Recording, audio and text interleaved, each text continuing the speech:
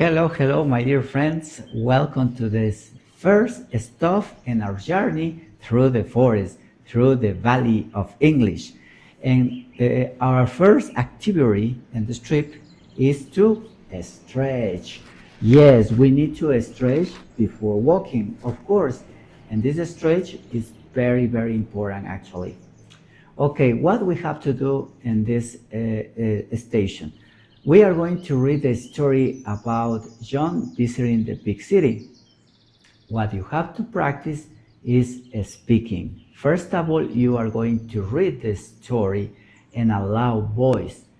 And after that, you are going to try to emulate the pronunciation. You are going to listen how that person who is reading the story pronounce the words and you try to emulate with your mouth.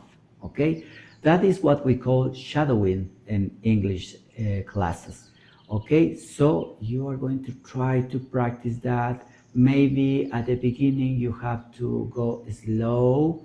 You can't control the speed of the story, and little by little you increase the speed.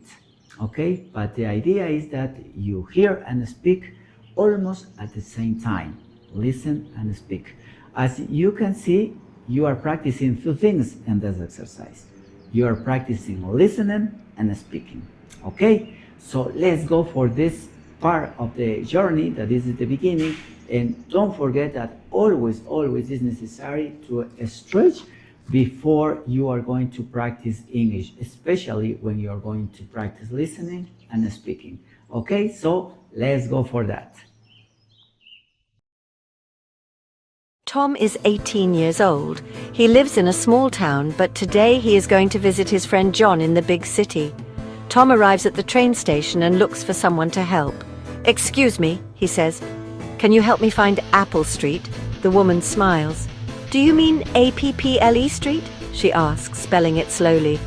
Tom nods and repeats, "Yes, Apple, Apple." He starts walking but soon feels lost. He sees a man near a blue bakery. "Hello," says Tom. "I need to go to number 49 Green Avenue. Can you spell that for me?" The man says, "Sure, Green Avenue, number 49.